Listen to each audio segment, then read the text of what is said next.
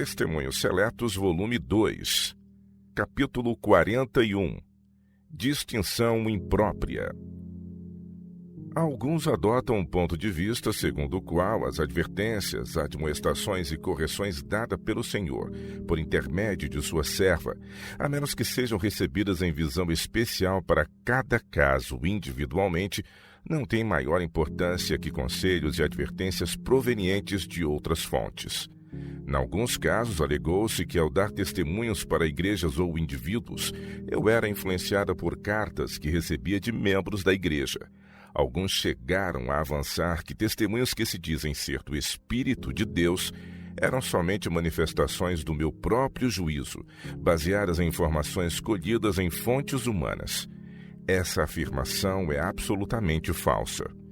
Se, todavia, em resposta a alguma pergunta, informação ou consulta de uma igreja ou de indivíduos, um testemunho é escrito, apresentando a luz que Deus me deu a esse respeito, o fato de se haver originado dessa forma, de modo algum depõe contra sua validade ou importância.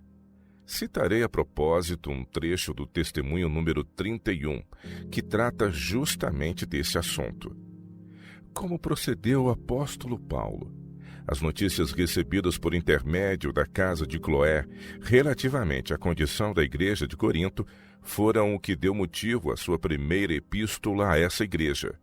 Chegaram-lhe cartas de particulares expondo os fatos ocorridos, e em sua resposta estabeleceu certos princípios gerais que, atendidos, haviam de corrigir os males existentes.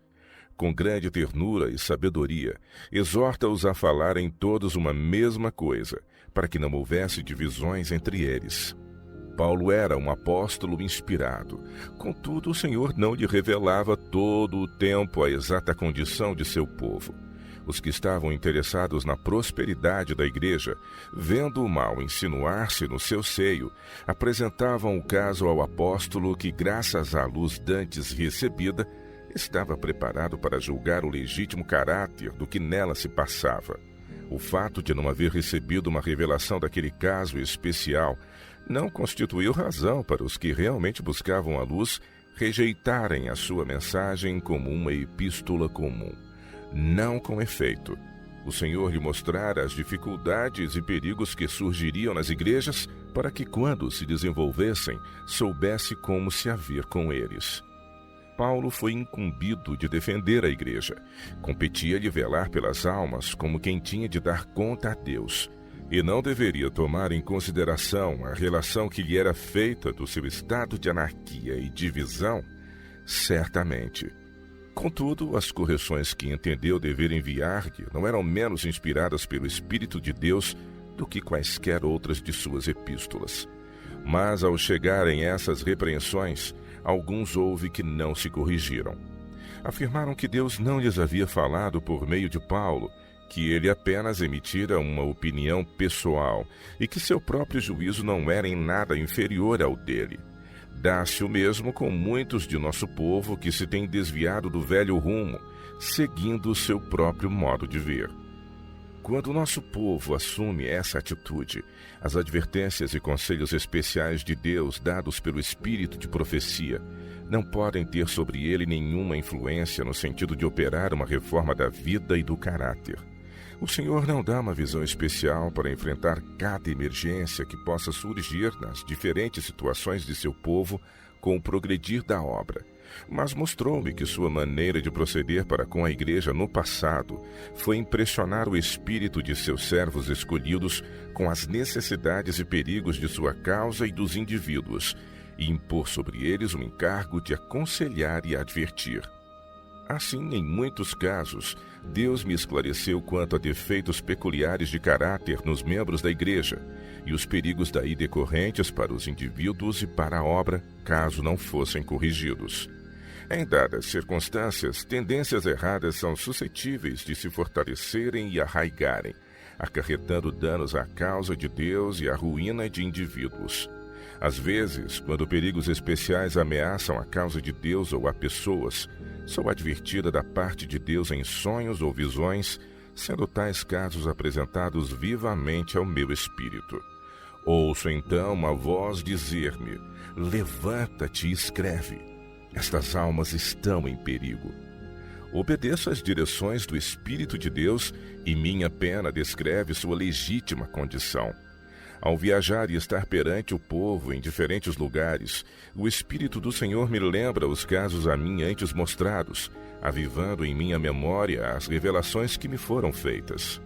Durante os últimos 45 anos, o Senhor tem estado a revelar-me as necessidades de sua causa e os casos de indivíduos em todas as fases da experiência humana, mostrando-me onde e como deixaram de aperfeiçoar o caráter cristão.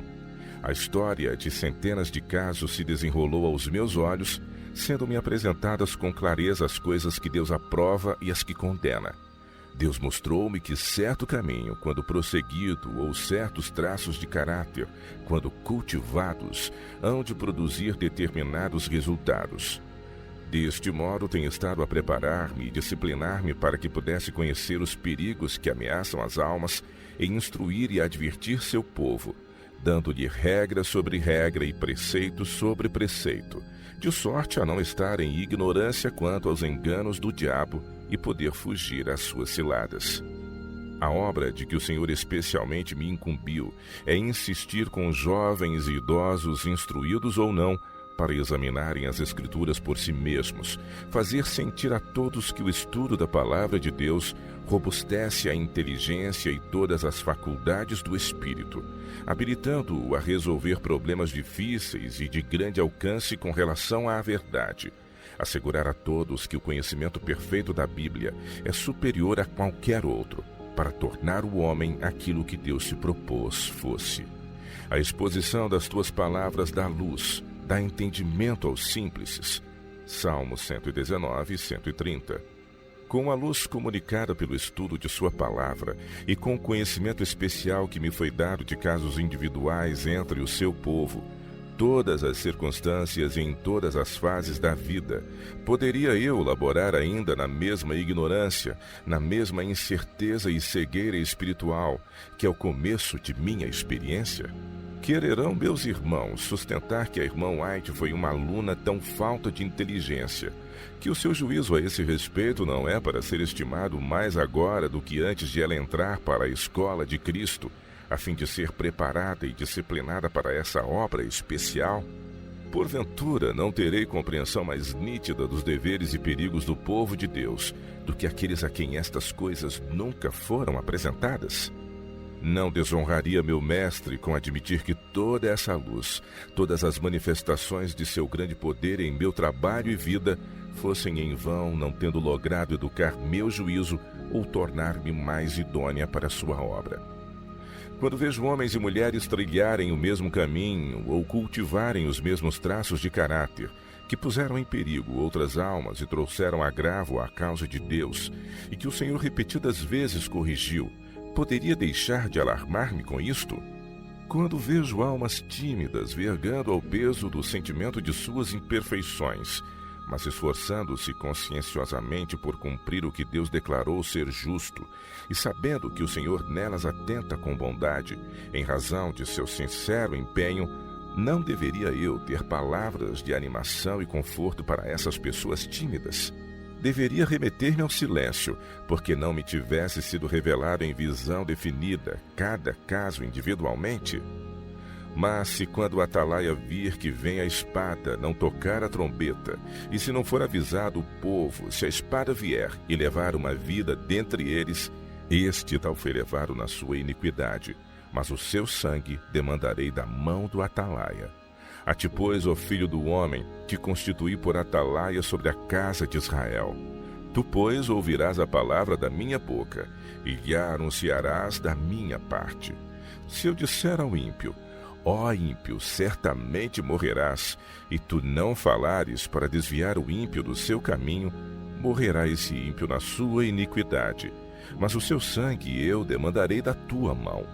Mas quando tiveres falado para desviar o ímpio do seu caminho, para que se converta dele, e ele não se converter do seu caminho, ele morrerá na sua iniquidade, mas tu livraste a tua alma.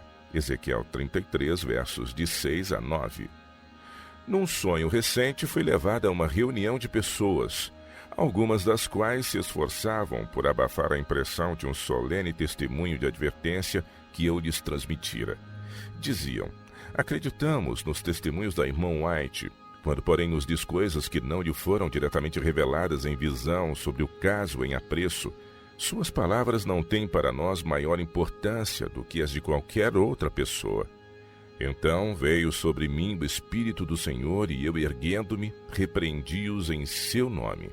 Repeti-lhes em substância o que acima citei com relação ao vigia. Isto, disse-lhes, se adapta ao vosso caso e ao meu. Se, pois, aqueles a quem estas solenes advertências dizem respeito objetarem, isto não é senão a opinião individual da irmã White, prefiro seguir o meu próprio juízo e continuarem a fazer as mesmas coisas contra as quais foram advertidos, revelarão com isto que desprezam os conselhos divinos, e o resultado será justamente o que o Espírito de Deus me revelou que havia de ser: agravo à causa de Deus e perdição própria. Alguns, no intuito de garantir melhor a sua própria atitude, apresentarão declarações dos testemunhos que pensam favorecer a sua opinião, dando-lhes a mais vigorosa interpretação possível. Aquilo, porém, que torna suspeita a sua conduta ou que não se coaduna com o seu modo de ver, denunciam como opinião individual da irmã White, negando-lhe origem divina e nivelando-o aos seus próprios conceitos. Se vós, meus irmãos, que há muitos anos tendes conhecido a mim e ao meu trabalho, entendeis que os meus conselhos não são mais para se estimar do que os daqueles que não foram especialmente educados para esta obra, não devíeis pedir-me para cooperar convosco, porque, assumindo tal atitude, fatalmente impugnareis a influência do meu trabalho. Se julgais que seguir os próprios impulsos seja tão seguro como seguir a luz transmitida pela serva comissionada do Senhor, o risco será vosso. Sereis condenados porque rejeitastes a luz que vos foi enviada do céu. O meio de Deus atingir o coração. Estando o Senhor veio a mim à noite e esforçou-me com preciosas palavras de animação quanto à minha obra, repetindo a mesma mensagem que por diversas vezes já me dera antes. Relativamente aos que voltaram costas à luz que lhes foi enviada, disse-me, com menosprezar e rejeitar o testemunho que lhes fiz transmitir, têm desprezado não a ti, mas a mim, o Senhor. Se os obstinados e presunçosos prosseguirem impunemente o seu caminho, a que estado será finalmente reduzida a igreja? Como poderão ser corrigidos os erros sustentados por esses teimosos e ambiciosos? Por que meios poderia Deus atingi-los? Como deverá manter a ordem em sua igreja? Divergências de opinião surgem constantemente, e a igreja frequentemente é visitada pela apostasia. Quando se suscitam controvérsias e divisões, todas as partes pretendem estar com a razão e agindo sinceramente, recusando ser instruídos pelos que durante muito tempo suportaram o peso do trabalho e que, como devem perfeitamente saber, foram guiados pelo Senhor. A luz é enviada para desfazer as trevas, porém, em seu excessivo orgulho, a rejeitam, preferindo continuar às escuras. Desprezam os conselhos divinos porque não se coadunam com seus pontos de vista e intenções e não aprovam seus maus traços de caráter. A operação do Espírito de Deus, que os poderia ajudar a entrar no bom caminho se a aceitassem, não se faz de modo a comprazê-los e lisonjear sua justiça própria. A luz comunicada por Deus eles não a reconhecem, pelo que se deixam ficar nas trevas. Pretendem que não se pode depositar maior confiança no discernimento de alguém que tem tido tão longa experiência e a quem o Senhor instruiu e usou para fazer uma obra especial do que no de qualquer outra pessoa. É o desígnio divino que assim procedam, ou é isto a operação do inimigo de toda a justiça, a fim de conservar as almas em erro e enredá-las com fortes ilusões que não podem ser desfeitas, porque se colocam fora do alcance dos meios que Deus para esse fim estabeleceu em sua igreja? Correções, admoestações e repreensões da parte do Senhor têm sido dirigidas à sua igreja em todas as épocas. Essas advertências foram desprezadas e rejeitadas nos dias de Cristo pelos fariseus, que eram justos a seus próprios olhos e pretendiam não necessitar de semelhantes admoestações, considerando-se por isso injustamente tratados. Recusaram também receber a palavra do Senhor anunciada por seus servos, por não satisfazer as suas inclinações. Se o Senhor consentisse em dar uma visão em presença dessa classe de gente hoje, apontando-lhes os erros, censurando-lhes a justiça própria e condenando-lhes os pecados, insurgir-se-iam contra ela como os habitantes de Nazaré, quando Cristo lhes descobriu sua verdadeira condição. A menos que essas pessoas humilhem o coração diante de Deus, deixando de acolher as sugestões de Satanás, a dúvida e a incredulidade delas se apoderará, começando a ver tudo por um prisma falso. E uma vez lançada a semente da dúvida em seu coração, terão abundante frutos a colher. Chegarão a ponto de desconfiar e descrer de verdades que são intuitivas e cheias de beleza para os que não se educaram na incredulidade.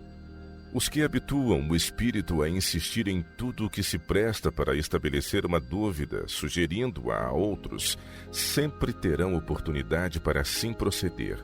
Meter-se-ão a discutir e criticar tudo que lhe surgir à frente com o desdobrar da verdade, criticando a obra e a atitude de outros, bem como cada ramo da obra de que não fazem parte. Deste modo alimentar-se-ão dos erros, enganos e faltas de outros, até que, como me disse o anjo, o Senhor Jesus se levante de sua obra de mediação no santuário celestial e, tomando as vestes de vingança, venha surpreendê-los em seu banquete profano, desprevenidos para as bodas do Cordeiro.